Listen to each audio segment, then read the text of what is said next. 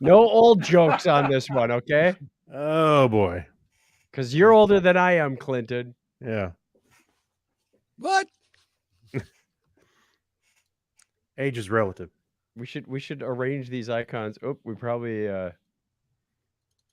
should take that off and put us up there like we usually do in order of age. Oh, so I'm the youngest, apparently. That's great. Sort by age. See. Highest to lowest.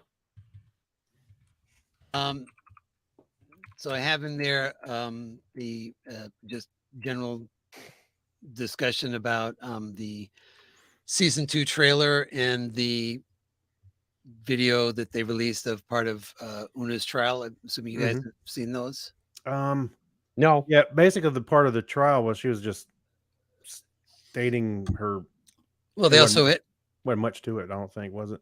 Well, they had Spock on the stand and Dr. Meng on the stand and Lahan on the stand and yeah, it's about a minute 45-second clip. He was being represented by some chicken or something. I know, it was the guy with a bunch of books. It was really confusing. I don't know why, but this guy had all this big pile of books. Saul Goodman. If you've been ended in a car accident, no, that's not what we're talking about. Don't know. That's not it. All right. I am looking forward to Strange New Worlds, though. Well, there's nothing stranger than the world we're in right now. I was going to say, I'm looking forward to a normal world. Yeah, normal Star Trek, normal worlds.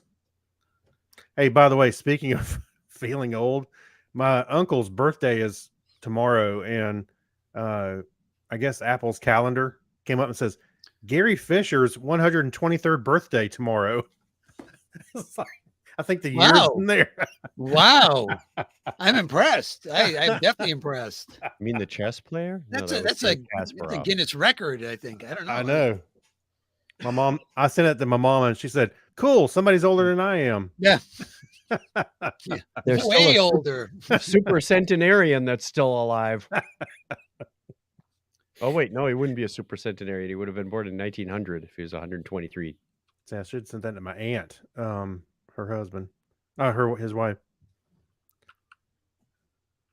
Call her a cradle robber. That's right. All right, gentlemen. I'm ready to begin. You ready to begin? Ready to boogie? Ready to boogie. Let me get the recording page up here. Boogie, oogie, oogie. Get on down. Never leave the singing to Craig. No. Oh, that's like the pot calling the kettle back, isn't it, Chuck? Hey, I use pots of all colors. June is Pride Month. Okay. Here we go. In 5, 4, 3, 2. This is The Topic is Trek, episode 138 for Friday, June 2nd, 2023. Coming up in this episode, the band is back together on Paramount Plus. Lots of strange new worlds to explore. Who's the worst of the worst? We'll let you know. All that and more right now on The Topic is Trek. The Mega Villain Showdown.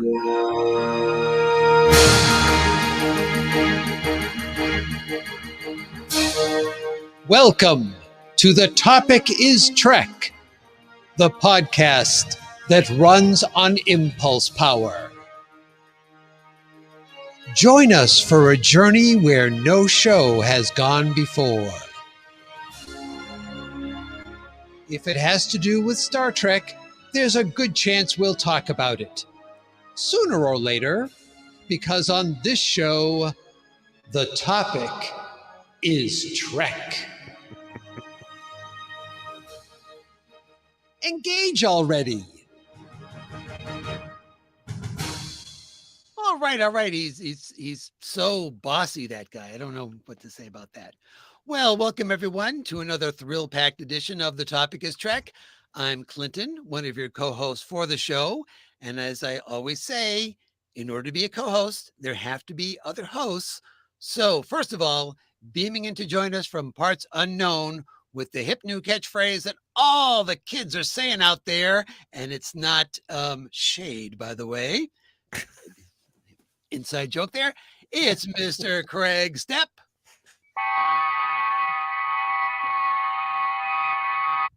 Sure thing, Herbert. I'll allow it. It's a little tie-in later. Her thing, Sherbert. Sherbert. That leaves me cold. And also beaming in to join me is Mr. Chuck Tomasi. Hey, how's it going, everybody? Happy to be here. Well, it's great to be back after our 3-week hiatus, which I think we've got another one coming up because our next show will probably be for the beginning of Strange New Worlds, but we'll figure that out as time goes along. Anybody been up to anything fun and interesting? We Fun had and a conference interesting. in Las Vegas. That was fun and interesting. Did you visit Star Trek The Experience? No. They wouldn't let us in. They said it wasn't not there anymore. I don't know. The moose out front should have told you. That's right. And then for Memorial Day weekend, the last weekend in May, went with some friends up to Utah and saw Arches National Park and Canyonlands National Park. So that was fun. For a second, I thought you said Archie's National Park. And there's Jughead and Veronica and Betty. And Oh, I was thinking, oh, meathead, get you out of here. I thought you were doing a Star Trek tie-in with Archer. Archer. Oh, yeah, okay, that might work too. Archer's National Park. Yeah, Archer's National Park. Well, the big thing I did is I downloaded, but haven't played yet. I've actually downloaded because it came out finally, Star Trek Resurgence. Oh, right. So I am going to play that and give a report on that for our next episode. I'm sure the same hilarity of Star Trek Online for that one, but you should start the your review with, well, I went to the website and clicked the link and it downloaded. It took approximately 23 minutes, and then it went downhill from there for me. Yes. A digital unboxing just doesn't cut it, Craig. No. I know, right? The digital unboxing. That's right. All right. Well, we've got a couple of things going on this evening. We're going to give you some subspace chatter after we check in, of course. Then we're going to be giving you our picks for the top 5 small screen Star Trek villains. Ooh, we'll see what happens there. But I thought you said the top 5 small villains. Well, it's going to be a very interesting list, I think. Yeah. Okay. All right. But we have to start things off by checking in with Charlie to make sure we're all set for subspace chatter. Wait, what if Charlie's on the list? Well, he doesn't know that yet. Yeah. So. You don't need all that subspace chatter. He's going to be with an attitude like that. I tell you. Well, regardless of what Charlie says, we're going to start anyway. So first up is the news that Star Trek Strange New Worlds Season 1 is currently available to watch for free on YouTube. Interesting. Not pirated. We're actually talking about from Paramount Plus. They are letting you watch it on YouTube. So if for some reason you have not yet seen these voyages, you have through June 30th to do so. And unfortunately, the promotion is only available within the United States. And by the that sucks. But also, as I was looking at I was scrolling through all their shows videos to see if all the episodes were on, and they were. And then I noticed that they started releasing, I guess a lot of their shows are premiering here around this time on their I don't know all the other ones, but I think other non-Star Trek shows were also premiering. So they had a lot of full episodes of a lot of stuff. Yeah, and I seem to remember they've had various episodes of what we referred to last week as New Trek on YouTube for free in the past. I don't know if they've released I don't recall them doing an entire season before. Yeah, no, this is kind of new, I think. Well, I think because the hype is so high on Strange New Worlds, this is to get to more people just in advance of its premiere. Not a bad idea. Well, my parents are old time, Star Trek fans. And I'm like, have y'all seen Star Trek Strange New Worlds yet? No. I was like, you haven't. I said, that's the one season or series that you should be watching. One, whole thing. So anyway, I thought it'd be right down their alley. So I'm trying to, of course, they came back with like, well, it's because you hadn't set it up yet. I'm like, oh, okay. Well, tell him now I don't have to set up anything. It's on YouTube. So That's there right. you go. I did tell my dad that. We'll see if he watches it. It's all for you, Craig. They did it all for you. I know it. Yep. And you've got the next story. All right. So when the Trek movies began leaving Paramount Plus and going to other stream services last October, we had no idea when they would return. But now we have our answers. They're already back. Surprise. So as of June 1st, all 13 Star Trek theatrical films, as well as the new director's cut edition of Star Trek the Motion Picture, are back at home on Paramount Plus. I was actually looking forward. I don't know what clicked in my head. I was like, I wanted to watch that motion picture one more time, the director's edition, and so I did. I watched it today. So that was Craig sent out a picture of just a Starfield and said, guess what I'm watching? And I guess Star Trek Generations. He said, oh no, older than that. I said, a Charlie Chaplin movie? Yes, Yeah, exactly. That's what it was. A Charlie Chaplin movie. That's it.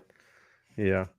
But anyway, Right. I have to say, I was also we were kind of mentioning it in our chat a little bit. I was listening to the Trek Files with our buddy Larry Nemechek, and they were talking about the motion picture and some of course, all the background shenanigans that was going on when they were trying to get it out the door, and so maybe that was what kind of clued me in to go watch it again.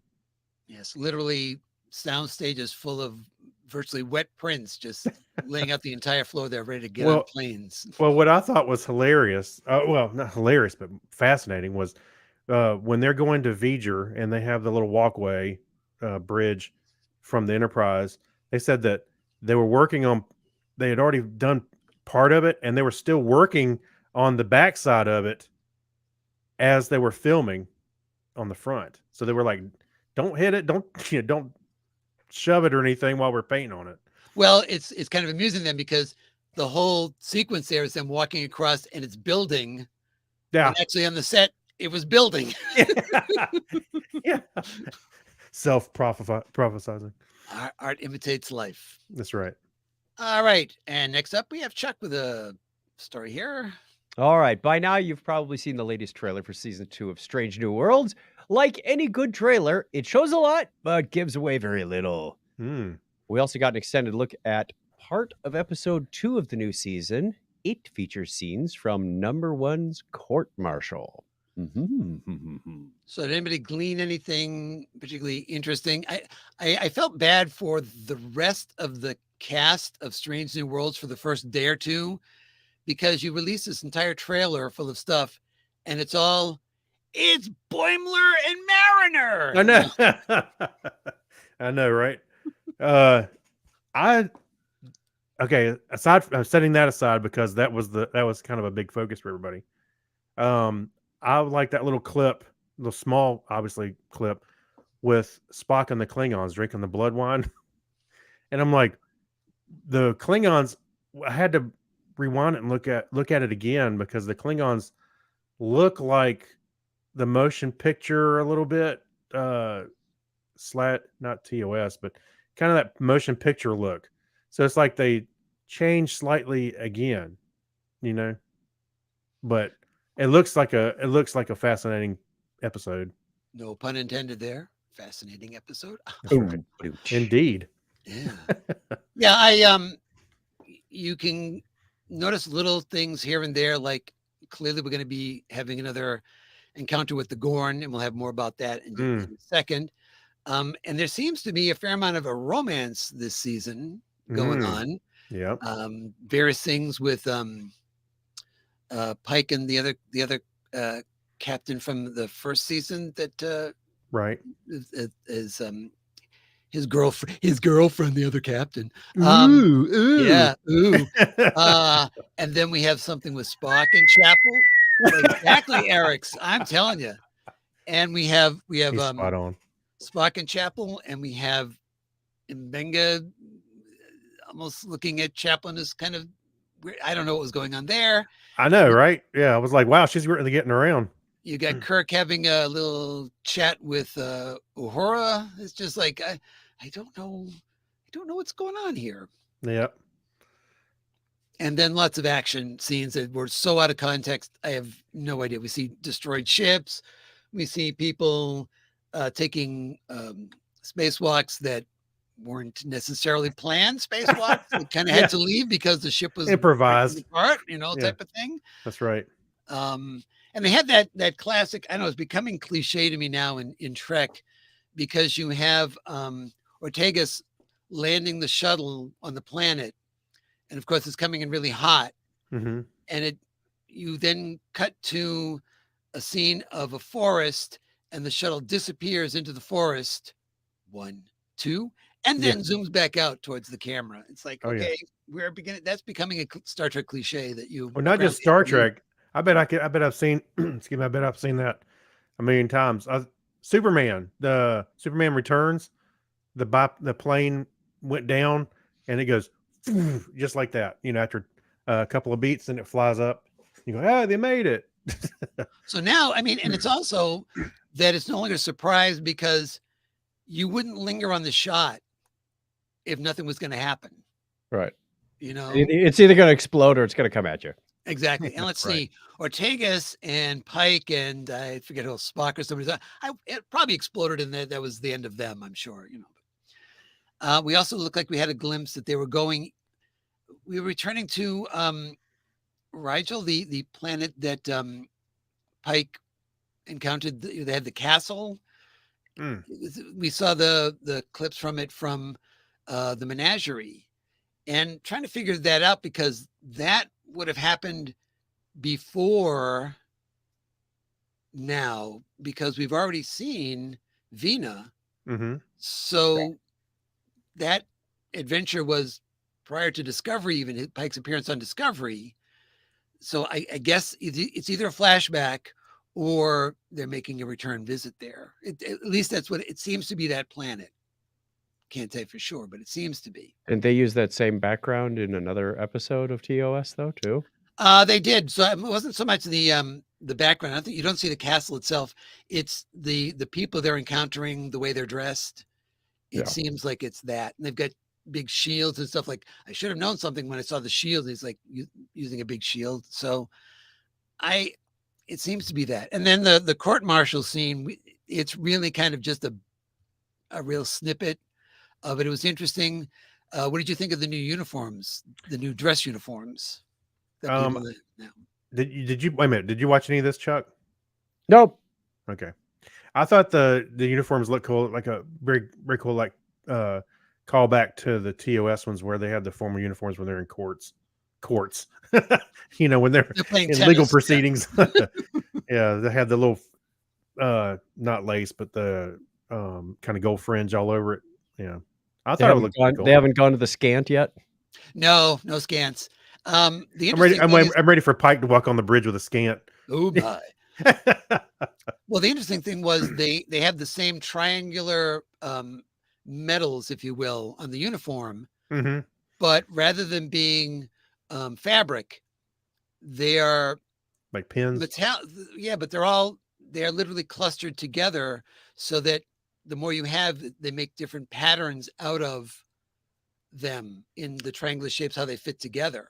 Right. Which I thought was an interesting way to use that, but also modernize it a bit, give it a bit of a new spin. And we get the return, although it's bigger and clear, of the data cubes. Oh, that's right. From TOS, the little ones are kind of the size of a 3.5-inch floppy disk. Well, they're bigger than that now. I did notice that they were dropping. Also, you're talking about the little cards. Well, the disc, like you would have, like they would always have the handful of discs in TOS that they would put into the computer. So in this scene, it was a yellow one, and it was a bit larger, but it was transparent, and they were putting it into the computer. Like the well, that kind of coloring, but you know, kind of. I mean, it kind of looked like that a little bit. Yeah, you're right. Yeah. Yes, so that's interesting, because that kind of almost helps you make a connection between that and an isolinear chip being transparent like that. Right. But these came before the ones on right, TOS, but I'm saying that's Well, yeah, but Was it like the 8-inch floppy to the 5 1/4-inch floppy to the 3.5-inch, and well, then this is SD kind of cards? like this is almost like going from a zip to a 3.5 inch. You know, the Strange New Worlds is using like a zip size, and Strange New Worlds, you know, as far as the thickness of it going, they're kind of downscale it. So it's more advanced on TOS in that it's smaller and it's not opaque though. So If you have no idea what these Sorry. terms mean, kids, look it up on Google. yeah, exactly. All right. So next up we have, let's see, let me gonna get this here. We've got One more story for you, I believe. yes, the episode titles for season 2 of Star Trek Strange New Worlds were recently leaked. Whoopsie. Oops. There aren't many spoilers in the titles, but we can automatically tell you when the Lower Decks crossover will happen, since episode 7 is titled Those Old Scientists, which is what Brad Boimler claims to what the initials TOS stand for. Also, episode 10, Hegemony, appears to be the episode that will feature the return of the Gorn. We also speculate that Tomorrow and Tomorrow and Tomorrow might be the episode that features La'an Noonien Singh and James Kirk on modern day Earth, as TOS had a contemporary time travel episode entitled Tomorrow is Yesterday. They're So, confusing everybody. Tomorrow is yesterday to last or week. as opposed to all our yesterdays, or, you know. Yeah. So here's a breakdown. We've got The Broken Circle is episode 1, Ad Astra per Aspera, which is To the Stars Through Difficulties, I believe. Oh, I thought that was some kind of new drug from AstraZeneca. No. You asked for it. It's the multicolored pill. Tomorrow and Tomorrow and Tomorrow is episode 3. 4 is Among the Lotus Eaters. 5 is Charades. 6, Lost in Translation. 7 is Those Old Scientists. 8 is Under the Cloak of War. 9 is Subspace Rhapsody. And no, it's not by Queen. So stop typing that in there. Galileo. And 10 is Hegemony. Maybe that's where they come up with the name for the space shuttle for the Galileo. Right. No. There was this classic rock, this classic music band, Queen. Fascinating. Yeah.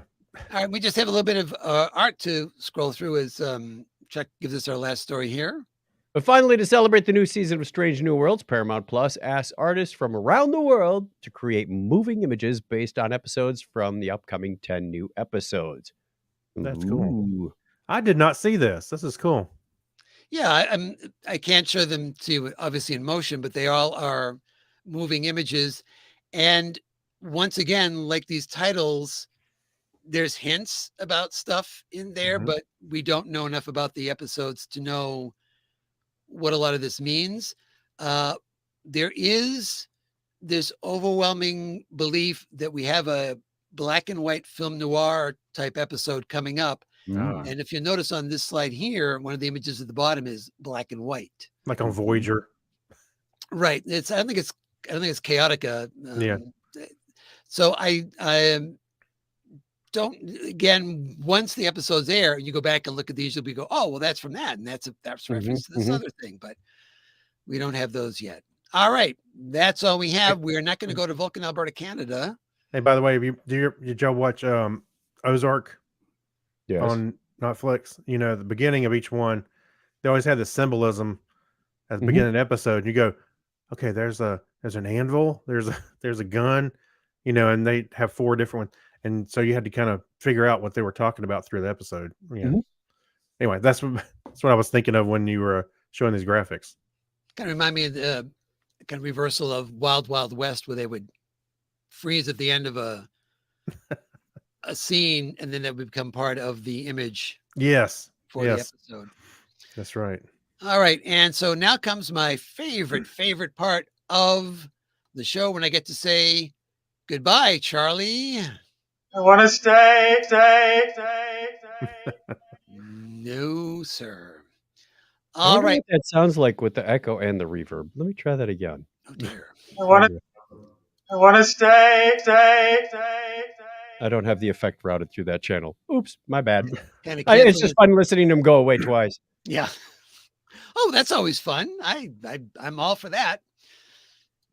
All right. what we are going to do now, very similar to what we did last time around with our best of new Trek, is I pose the question to Chuck and Craig.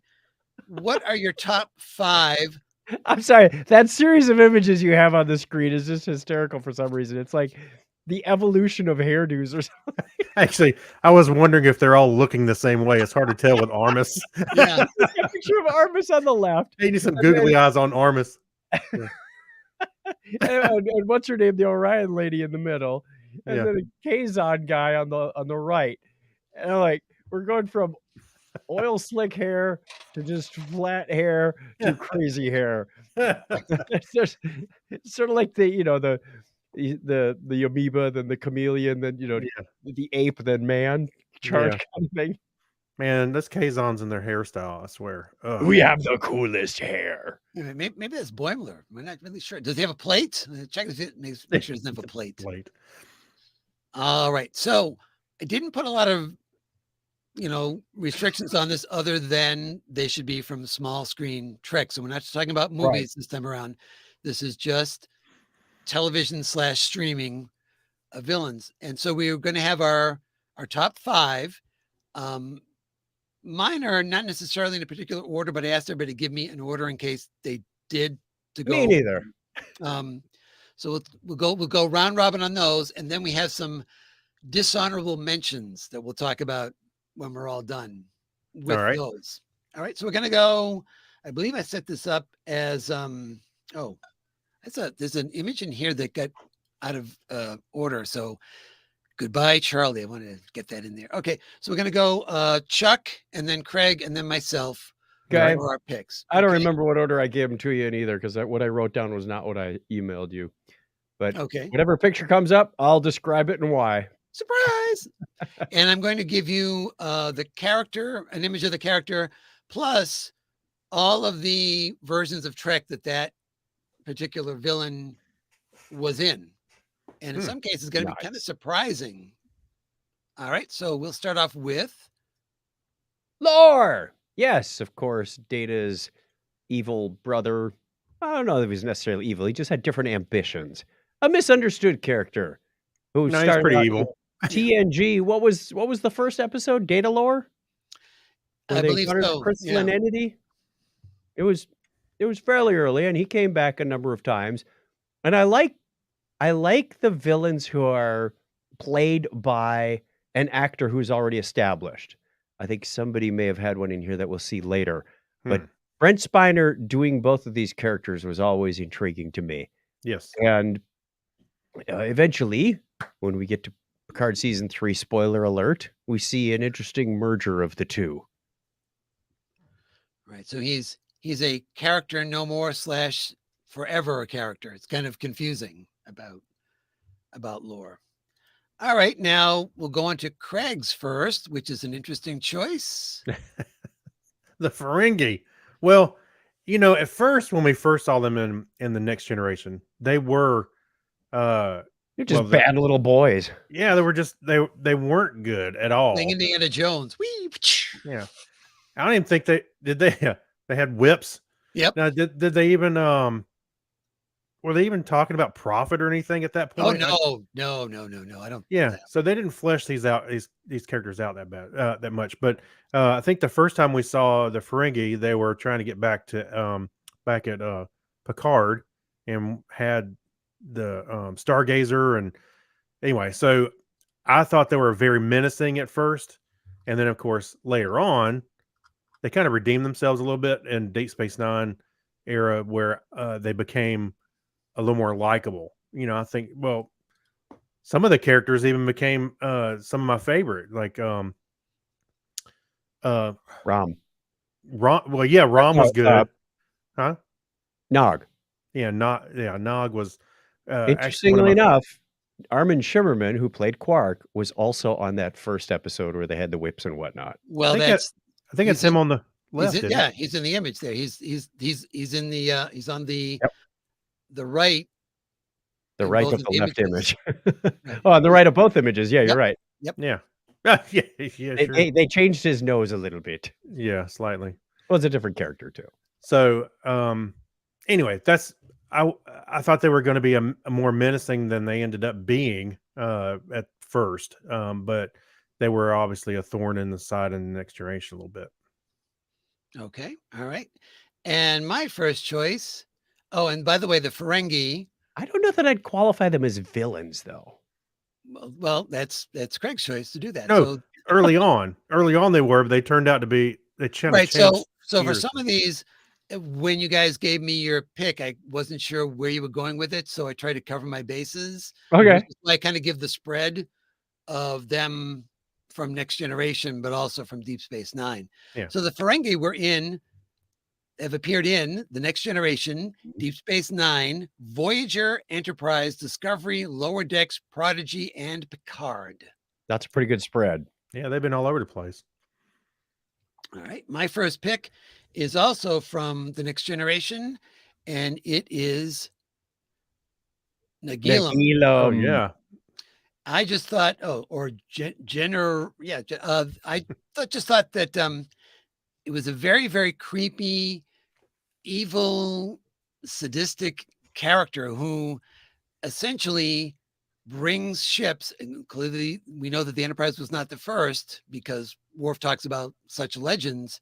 Right. He brings ships in and essentially messes with them, kills members of the crew just because he's curious. Yeah. And he has conversations with Picard about things, but he's still just, I'm going to find out different ways to kill your crew. It's only going to take about half the people on board your ship. That shouldn't be a problem, right? You can make more. So I think, Please show me how this is done. Yeah, this procreation thing. Yeah. It wasn't all killing. no, it wasn't.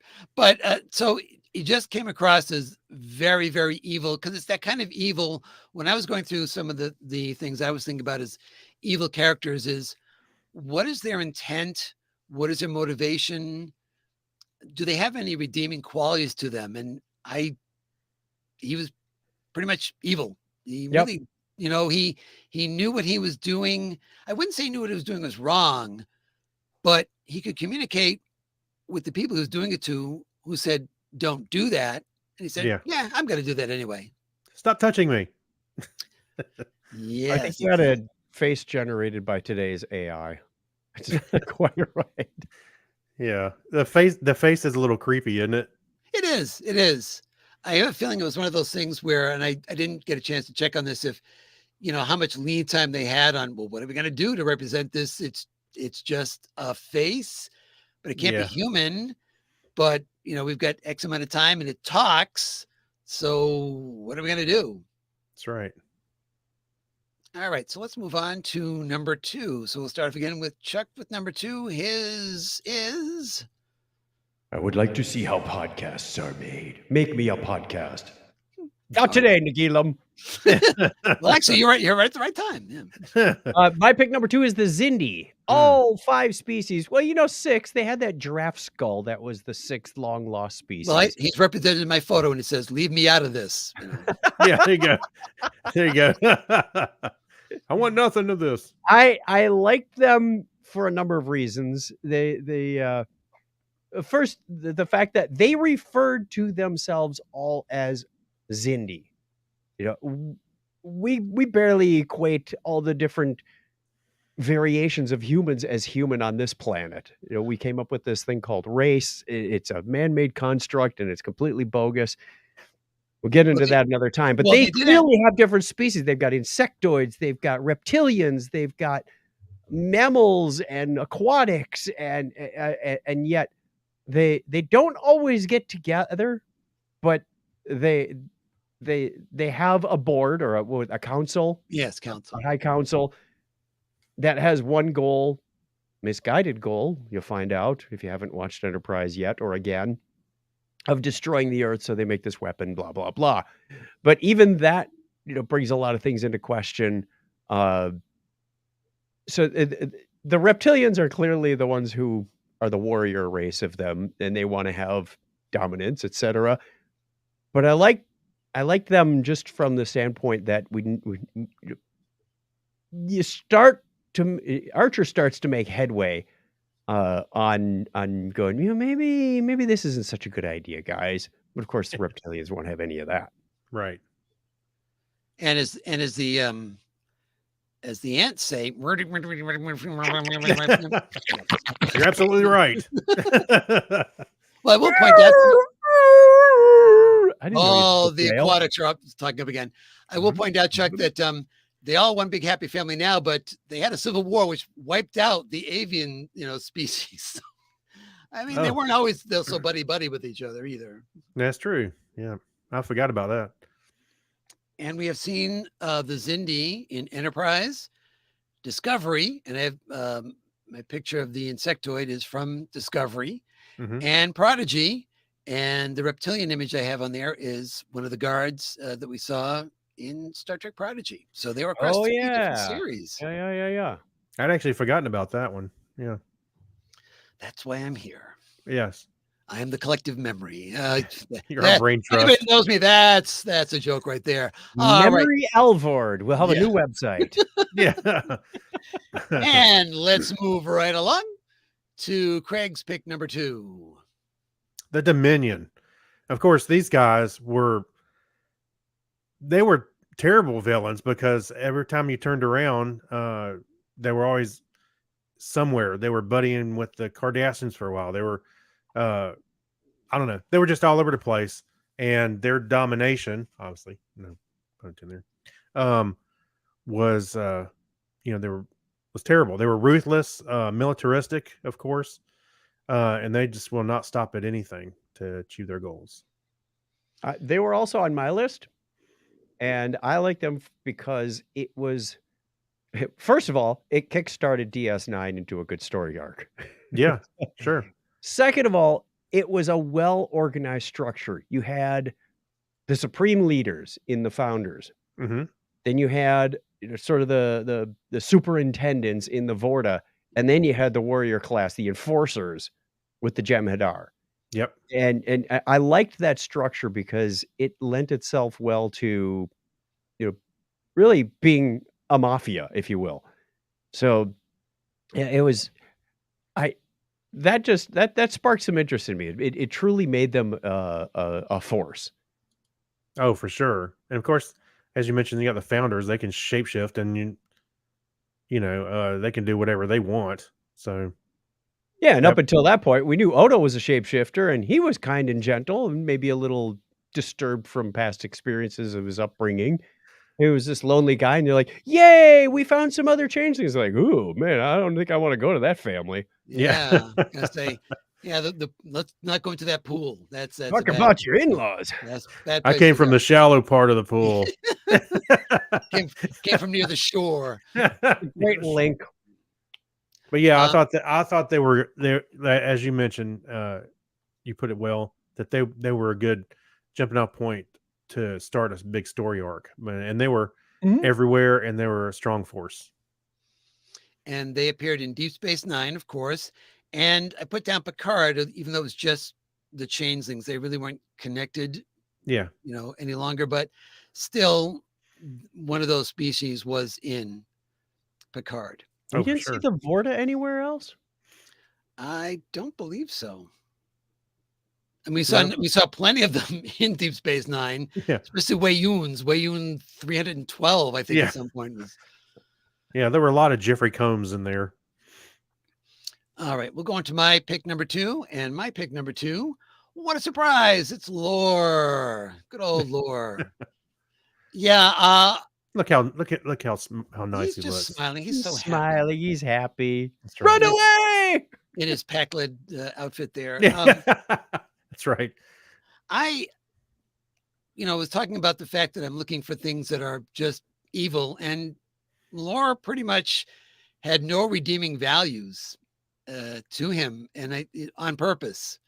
It makes it much easier to delineate Data from Lore, because you always have that thing that, well, of course, Lore being evil can pretend to be Data, but Data can't pretend to be Lore, type of thing.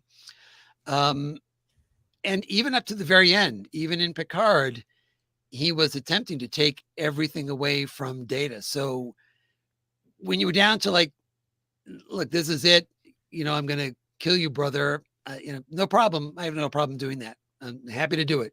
Let me take all your stuff. So he gets tricked into, what ends up happening.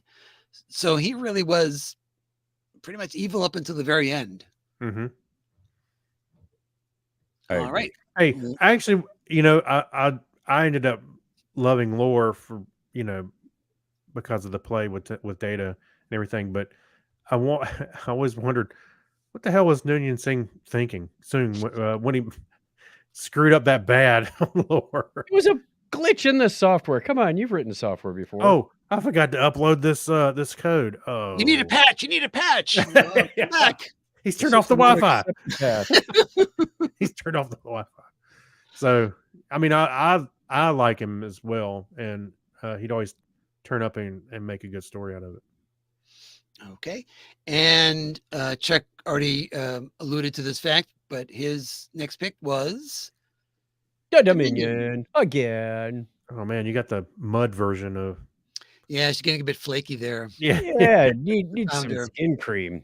Try Dove. It's 1/4 cleansing cream. Yeah. Huh. All right, so let's move on to Craig's pick number 3. Oh yes, I almost put these on my the list. Duras sisters. Speaking of a bad pennies turning up, these two were more of a. They were evil in the sense that, well, I don't know about evil, but they had their own motives, Their own agenda. Yeah. their own agendas, and they were always a thorn in the side of our TNG brethren. But and even in the movie, remember they were a big reason why the Enterprise went down. Right. So, I always liked them because they would always kind of play things in the background, and then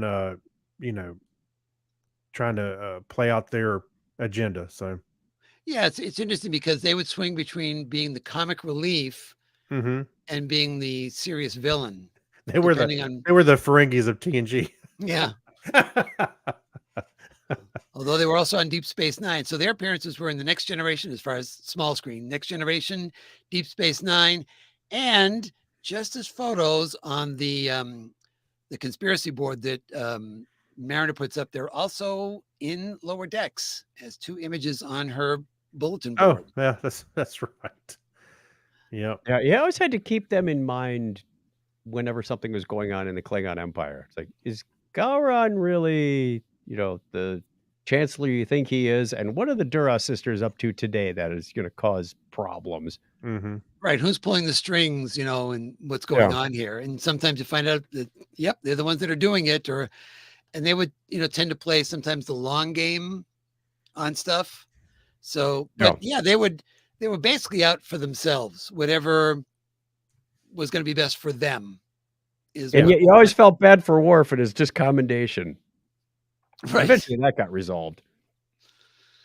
All right. And I will go on to my third pick. Win Adami. Oh yeah. She was almost on my list too. I mean, this is another case of pure evil. We slip it under the guise of religious, but really she was out for power. She was out for glory. She was out for control at all costs. I don't know if I'd call her pure evil. I think this was just a case of absolute power corrupts absolutely. Well, yeah, but she was seeking that power from the get-go because if you recall her first appearance, she tries to have her competition assassinated. It's the Egyptian way. Yeah, exactly. So right from the first time we see her, she is doing bad things. And when it gets to the point where she tries to speak to the prophets and the prophets don't talk to her, and it's on to the power wraiths. And Kira says, oh, because she goes to Kira and says, they won't talk to me. I've done something wrong. I feel bad. I understand I've done bad things. And she's all contrite about everything. And Kira says, oh, that's really good. So, you can work on that once you've resigned as Kai. And she goes, resign as Kai? Why would I do resign that? as Kai? Wait, what? I'm needed to lead. I would never. I said I'm sorry, and just boom, right back again. No, And you will take your rightful place as Space Karen. Yeah, and headed right to the power wraiths after that. So I still remember her from One Flew Over the Cuckoo's Nest too. Oh Very- yeah, the nurse. she was Yeah. basically Nurse Ratchet in space. Going here. Yeah, it's like nobody could have done this character quite like she did. Yeah. And she was only appeared in Deep Space Nine. All right, we'll go on to Chuck's pick number 4. We love you, Louise Fletcher. Rest in peace. My number 4 is Captain Gabriel Lorca. Good choice. First season of Discovery caught us all completely off guard. You knew something was a little wonky with the bright lights and the, whatever it was. And the reveal was spectacular at the end. Had us all fooled. Bad guy from the Mirror Universe. Oh, wait. We should probably do a couple of these in here. Spoiler alert. Okay, yeah. If It was by like 12 years now- ago. Well, 2017. Get with the Yeah. times, kids. Yeah. So, yeah, Captain Gabriel Lorca, it just... I loved it, every minute of it, because he had us all fooled. You're thinking, oh, what a nice guy. He's taken Michael Burnham in and under his wing, and she's not going to be such a bad old criminal. She's given a second chance, and not so much. I do think it was wise of him to shave off his goatee, before he boarded the ship, though. So that was That's right. very helpful. Yeah, they did it. They did do a really good job, as well as him as an actor, but the writers, where they did stretch that out for a while. You're like, is he on our side? Is he not? Right, because they would occasionally have him doing things that were like, well, that seemed to be the good thing to do. I'll put this Gorn skeleton in my room. Yeah. Yeah. Every once in a while on my rolling photo frame in the kitchen, up comes a picture from Star Trek The Cruise 3. There's standing at the bar is Mary Chieffo, right next to Jason Isaacs, right next to our friend Woody from Texas, who looks just like Patrick Stewart, a younger Patrick Stewart from TNG. And I laugh at that picture every time. Like, one of these things is not like the other. Right. All right, let's go on to Greg's pick number 4. All right. Explain yourself, sir. Explain yourself, sir. Yes. Yeah, Craig, I'm going to give you this one. You are in error.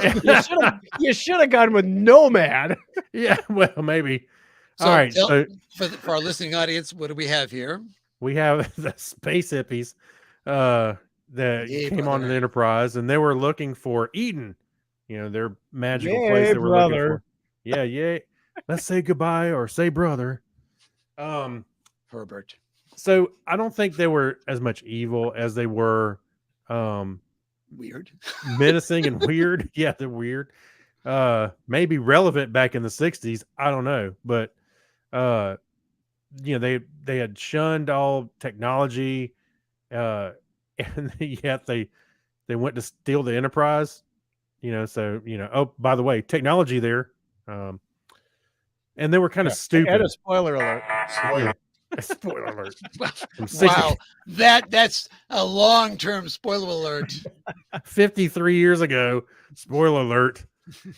So I just thought they were kind of naive and dumb, and their big thing was calling Kirk Herbert, which I know annoyed him. Now, But we reach, so we're cool. So yeah, I did go watch.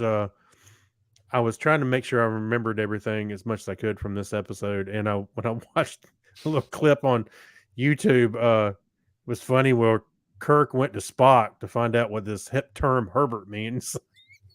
I found out it's not a pleasant one. That's right. It's not a term of affection, Captain. Yeah. It's not, hey buddy, how you doing? Yeah. So anyway, I thought they were more of a nuisance than evil, but I don't know. They're memorable. How about that? Memorable villain. Memorable. There you go. As is your list, Craig. Indeed. All right. I am going to go with my number 4, and I'm more specific. It's the same mention as before, but mine is specific. I'm going to say the female founder. I felt like the Jem'Hadar and the Vorta had their roles, but they were essentially following orders. The orders were coming from the top, and the top were the founders.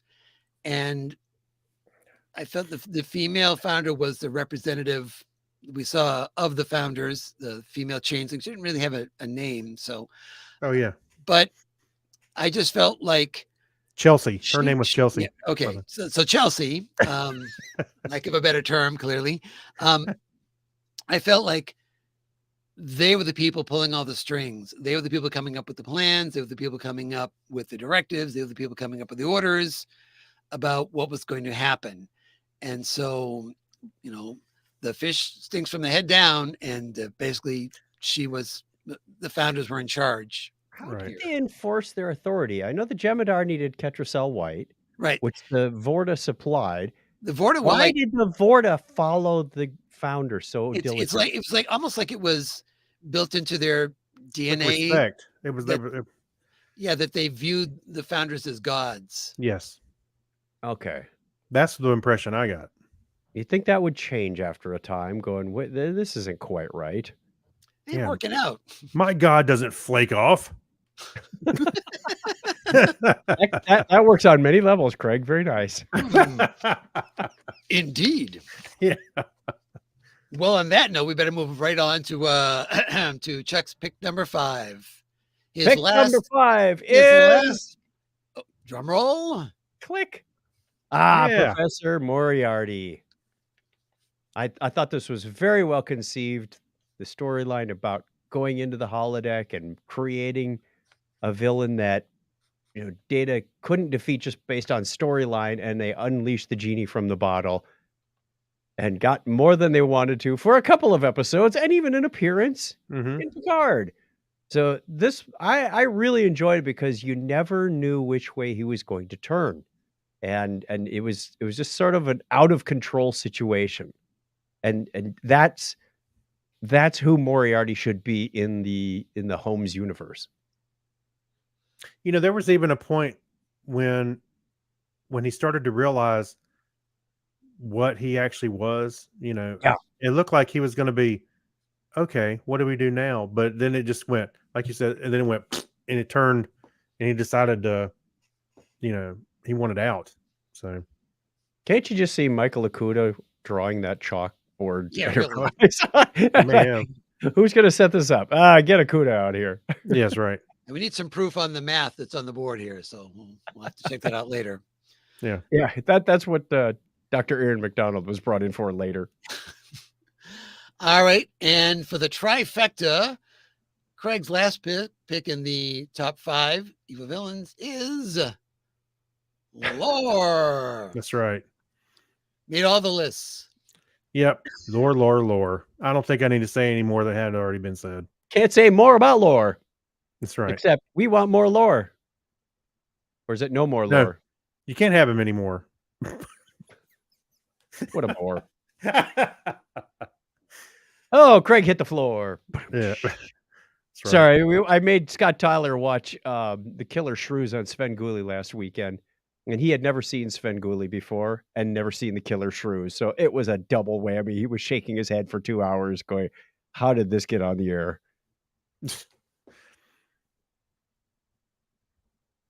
There you go. And next.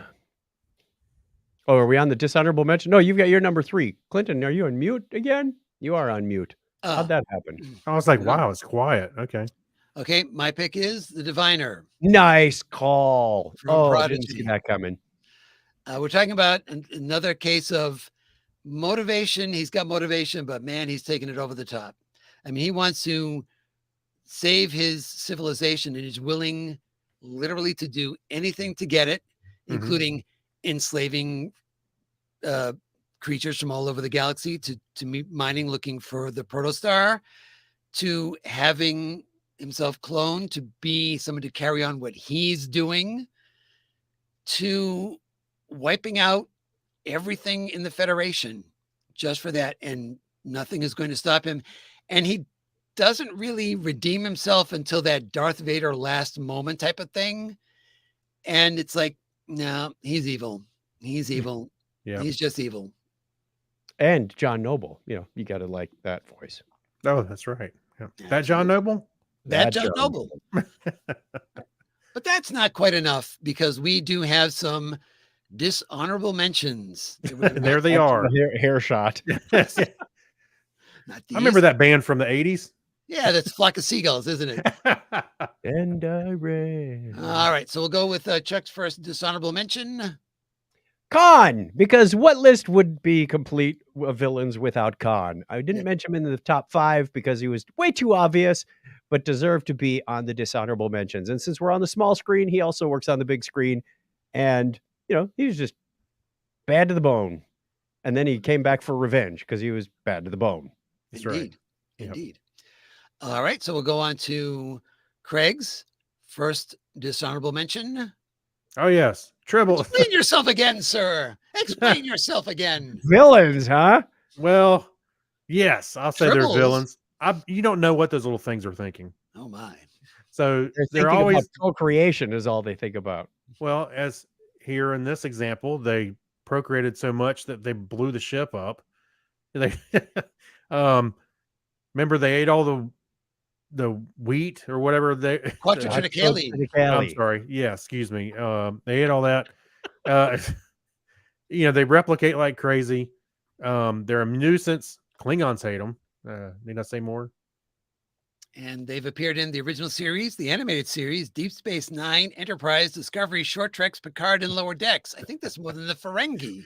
I'm surprised you didn't use that little animated, the TAS. You didn't mention that in there, did you? Oh, you did that animated. They were the animated series, yeah. I had that little picture of Kirk smirking. What are we missing? Short Trek? I mean, Next Gen. They've been everything. Almost. Next Gen. They haven't been in Strange New Worlds. In Strange New Worlds. There's still time. Right. Yeah, there's still time. They probably will show up at some point. And my first pick for honorable dismention or dishonorable mention or whichever. I like the first one. Yes, there we go. It's because the Vidians are the ones that were suffering from the phage. Yes. And they would essentially kill people or knock them out. Well, I guess they knocked them out because they didn't kill Neelix, and they would take their organs because their organs were degenerating. So they took Neelix's lungs. That's right. They were just constant. And at the end of their first encounter, Janeway says, "And I don't want you anywhere near us ever again, or there's going to be consequences." So needless to say, they came back like 4 more times. Yep. Yeah. Whatever she said. Things. Yeah. Right. And they just kept. They got an honorable mention on my list too. They were under consideration. I went, this was a good series. Something to be feared, but a good rationale why they're doing it. They're trying to save their race. Hey, the face. Yeah, but when somebody says don't, and you go, okay, you go, but we're really going to as well. So it's so tempting. Look at those rich livers and kidneys and skin. We need skin. Throw it in some onions and a little Worcestershire sauce, and they weren't making dinner. Well, I mean, especially in the I think it's their second appearance or their first appearance, the second appearance where they split B'Elanna Torres into pure Klingon and pure human, and the scientist is getting infatuated with the Klingon version, and he wears the face of one of basically the red shirt that gets captured. He literally wears that character's face to impress her. Skinwalker. I like this face better. Yeah, Skinwalker. Wow. So yeah, definitely in there. All right. And speaking about fun-loving people, we go on to Chuck's next. And who's more fun-loving than Gul Dukat, of course. He was just fun. I liked him as a villain. He was a fun, good leader. Yeah, he messed with Cisco all the time. He's got a baseball. He loves to play baseball. Clearly, the sparring those two had was priceless. I just loved it. And then in the final season, he was a great keeper of the Bajorans back in the day. When he gets his face modified to look like a Bajoran, and then he plays to Adami I just thought that was a great way to end him on the season and her and the whole thing. So I enjoyed Gul Dukat immensely. Yeah, I wasn't sure whether to put in a picture of him once he had his face changed or not. Whether you were kind of zeroing in on that, I should have put that in there as well. That's right. All right. That was the only chance. I want to see. I've only got 2 days of filming left. Can I just not do the makeup? Yeah. Sure. Just in an earring. Well, I was thinking about that. I was watching some Voyager to go through for villains, and watching Tomorrow's End, the one where they back on Earth in the 1980s or 1990s, I should say, where Ed Begley Jr. is the head of the corporation.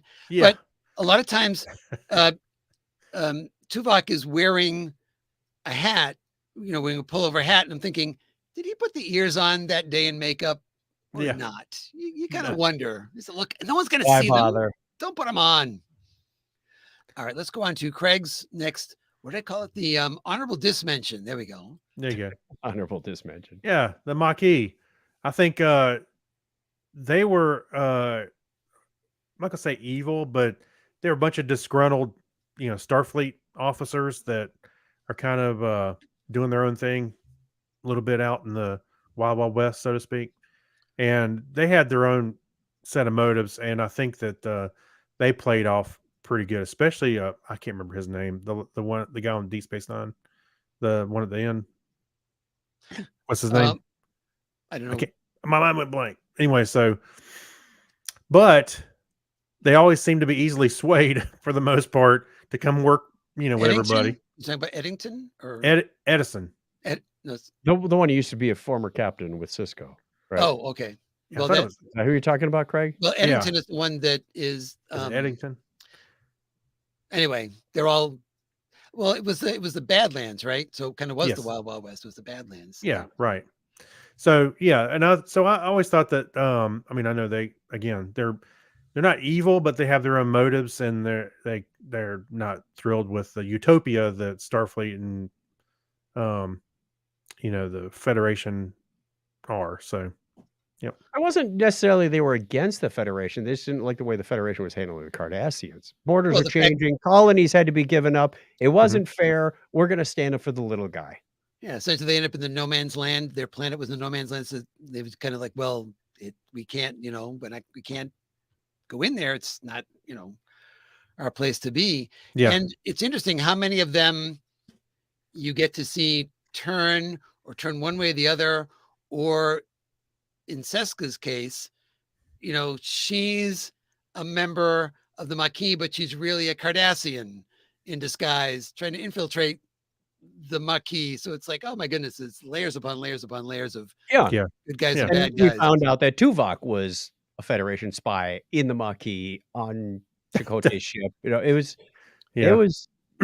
You're right. It had layers, and it was full of intrigue. You could make a whole series just out of the Maquis. It's a lot of espionage along with those guys. Right. Alrighty. And the Maquis appeared in The Next Generation, Deep Space Nine, and Voyager. I didn't put down Picard, even though Ro was in that, but she was no longer Maquis in that by that point. So I don't.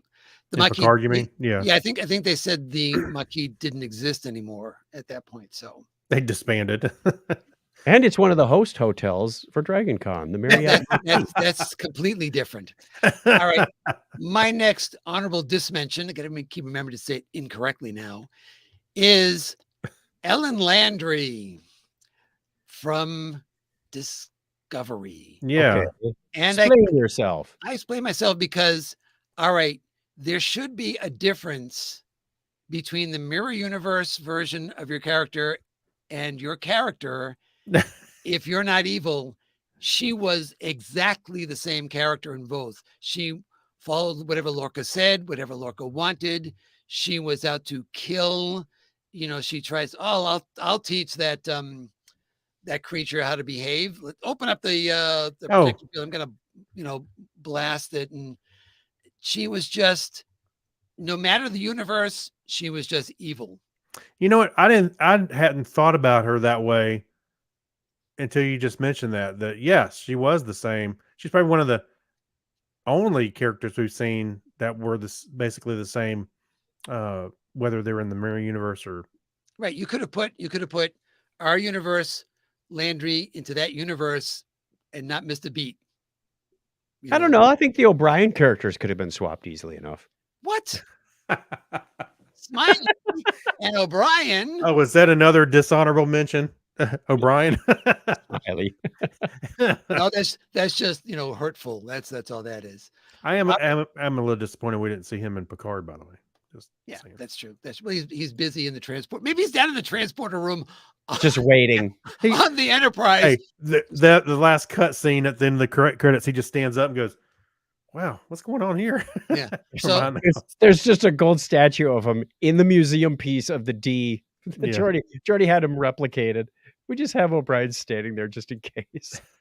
all right. The next honorable dismention, I'm going to have Chuck read the name here. His next honorable dismention is Her Most Imperial Majesty, Mother of the Fatherland, Overlord of Vulcan, Dominus of Kronos, Regina Andor, Philippa Giorgio Augustus, Iaponius Centaurius. Yeah, Emperor Giorgio. Yeah. That's right. That's an honorable mention. If there you forgot Oscar winner. Well, that's yes, but Yeah. Well done, Michelle. Well done. That's right. it's in gold. The picture's in gold. She gold plated everything in this scene with parts of the Oscars. You expect her to be evil in the mirror universe. Then, of course, when they drag her back across the boundary against her will, she continues to just be a pain in the butt. I loved it. Even when she was walking off the show into the Guardian, and she was still kind of a pain in the butt when she was. She was a pain in the butt, but I felt like that was the character that at least had turned. That when she was placed back, so that's the thing. It's like we said, Landry could swap them very easily. We find out you can't put Philippa Giorgio back into that mirror universe. She's no longer comfortable there. Yeah.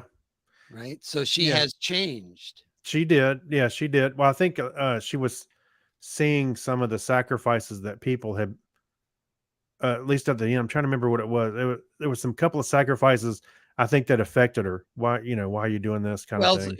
She saw one of the, it wasn't Saru, but one of the Kelpians would dropped a tray of something and they were going to execute.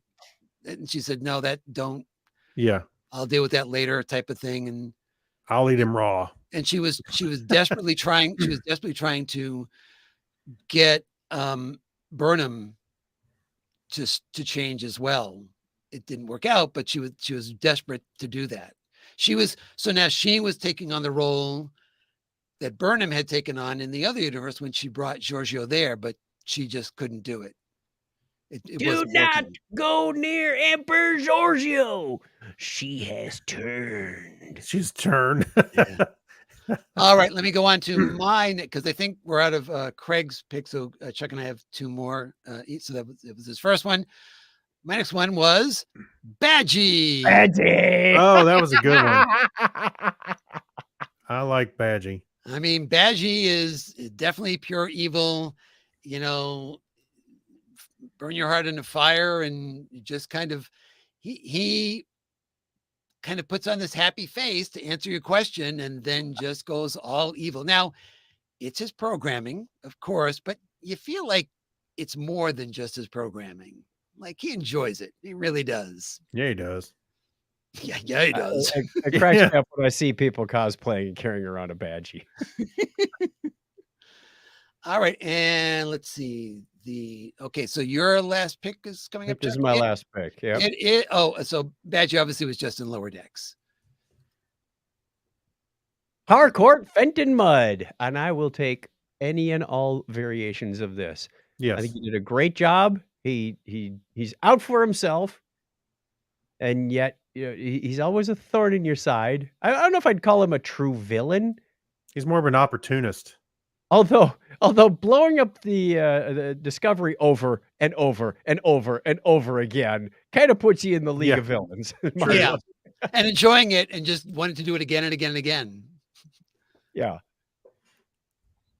Yeah, and he was a rogue. He was definitely a con man. You know, all his attributes were pretty much not good. Bad. Yeah. Yeah. He was available. He was found in the TOS, the animated series, Next Gen sketch. Yeah, What is I believe he's a sketch. I think it's in one of the Dixon Hill Oh, episodes. wow, that's a detail we'll have to look for. And Wait, of course, a Discovery sketch? and Star Trek. Yeah. Craig's Mhm. Googling it now. No, I'm sitting here trying to remember. Okay. All right.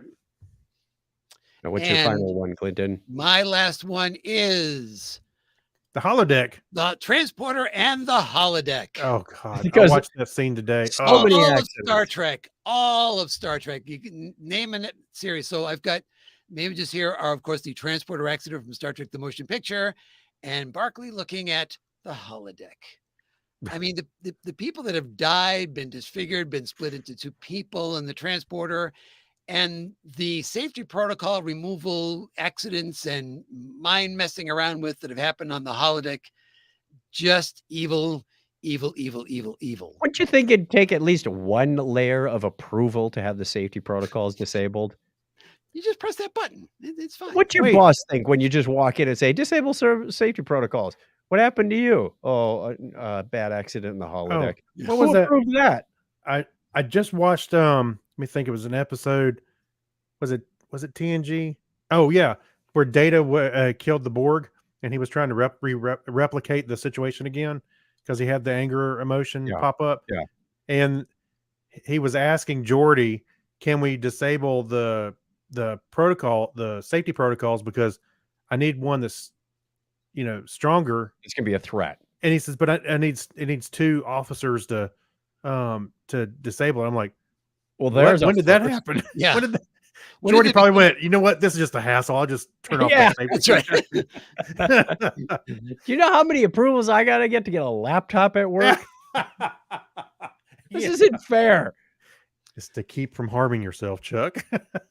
All right. So those are our picks for top 5 evil, baddie villains in small screen Trek, and some honorable dismentions. I have to keep remembering how to say it wrong. Honorable dismentions for them. I think we covered almost every iteration of Trek out there, but we didn't specifically have one that only appeared, say, in the animated series or something like that. But it's a good cross spread of old and new Trek in there, definitely. Especially when you pulled out Badgie. I'm surprised I didn't think about that one. I was tempted. I actually had like a couple more on the list, and Peanut Hamper was gonna go there as well. But I thought about that too. I did think about that one. Peanut all right, Hamper. let's come back from our main mission with an appropriate sound effect. How about that'll do? Sure, that'll do, pig. That'll do. We're gonna go to our warp speed round table. Nice image. Yeah, I And- like that. And this For a time second, I around, was like, "What is that a picture of?" Oh, they're it's a playing round poker. table. Yes, I got it. All right. So we're going to be asking the question, which two Trek villains, and I've got here good guys and bad guys for this image, but which two Trek villains, depending on how you feel about them, I suppose, would you like to see battle it out? So this is a question posed by Craig. Basically, we're not talking about an involvement of any Enterprise or Federation. This is just, you had an episode that was just two villains battling it out. Who would you want to see? So I will go first because I don't know if Chuck had known that ahead of time. So let me give him some time. I have down, I would like to see the Borg versus the Jem'Hadar. Because I don't really think the Jem'Hadar have much for you to take in terms of their uniqueness. So do the Borg try to ignore them while the Jem'Hadar are basically destroying them? Or, you know, what would happen there? And they seem to both have just infinite number of resources. So I think it would be fun to just see them duking it out, as it were. It's a good one. Craig, this was your baby. What did you which two villains would you like to see battle it out? I want to say a Tribble versus a Klingon. No, actually, I Dribble would. versus a space hippie. There we go. Yeah, yeah. Actually, what I was thinking of when you brought, I had a different answer earlier, but when you mentioned Badgie, I thought of what a Badgie versus Khan, because I think Badgie would get on Ooh. Khan's nerves within 2 seconds. I was going in that same direction. Only I was thinking Professor Moriarty. You need somebody who's got a really high intellect Yeah, to see how high their tolerance is against Badgie's idiocy. yeah, Just to put those two extremes together would be fun. yeah. Now, well, actually, when I was thinking of this question, I started thinking, what if you had no Starfleet, and like, one villain was trying to do something, another villain shows up, and so you have various conflicts going on there. I thought it'd be a lot of fun. I would, yeah, I'm gonna go with Badgie and Khan. I can do that. I think that would be fun to see. Okay. Yeah, you could I think Badgie versus Khan, or you actually could, that is a case of you could use was it Artemis or Peanut Hamper would also serve that purpose quite well. I think Right. all three of them would just like try to talk him to death. Yeah, that's right. Yeah, but Badge would have the advantage that, well, he can just disappear from someplace. Khan can't really hit him or anything like that. No. Kind of to take out, the emitters and so forth. I mean, get rid of them. in Space Seed, when Khan, he was even getting frustrated, hit the table. And they're all, Yeah, I can see it getting frustrated. and that was like 3 questions. It's like, gee, Yeah. Man, this guy's got no tolerance. I find myself growing fatigued again. I see you're fatigued. Would you like some? No. Clippy. All right. So, Chuck, what have you got for us for? Well, I already mentioned Craig took Badgie and Khan, and I was going to say Badgie and Moriarty. So I'm going to lean a little more in Clinton's direction and go with the Borg and the Vidians. I'm just curious if the Vidians could be cured or if they just rot the Borg from the inside out. Well, that would be interesting because you'd have the Borg trying to take the tech from the Vidians, and the Vidians trying to take the guts from the Borg. The Vidians definitely had some biological distinctiveness, didn't they? It's like an attrition. It's like, who's going to run out of stuff first? Well, good thing we're winning. The bad thing is we don't have half of the Borg don't have heads anymore. So it's like, that would be definitely a slow fade type of battle. Right. Yeah.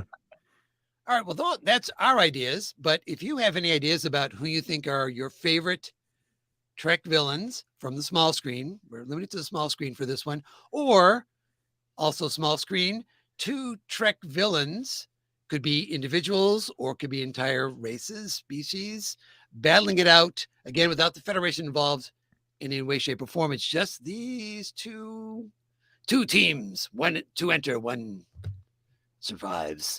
Mary. All right, but it's time to refill the dilithium chamber and to warp on out of here for now. You can find me, Clinton, at Comedy Forecast. Comedy Forecast is all one word with the number 4. You can find me on Twitter and Facebook and MeWe and Instagram. And I think you can find me also in a theme park near you. How about that? Oh, really? In Alberta, Canada? Possibly. Yeah. And who speaks for you guys? I'll go. So if you search the internet for Technorama Podcast, and you will find Chuck and I at where we do, what's the name of it? Oh yeah, Technorama Podcast. So go look for us. You can find us on Google and anywhere that you get your fine podcast from. All right. So we think our next episode may be after the day that Strange New Worlds premieres. So if you want to catch us live, we should be doing a show that night, I believe. But keep an eye on the social medias as always, and we will let you know when we're going to do our next show. But for now, it's time to hit the theme, boys. Which one? The That one. end one. This one? That one. If you like the show, please be sure to tell a friend about it and subscribe so you never miss an episode. We'd love to hear from you. Follow us on Twitter at The Topic is Trek, visit our Facebook page, or visit thetopicistrek.com. Until next time, on behalf of Chuck, Craig, and myself, I'm Clinton with a disappearing voice, thanking you for listening. And as we always say here on The Topic is Trek, don't Don't put on put on the red shirt. Whatever Shirt. you do, don't. It's evil.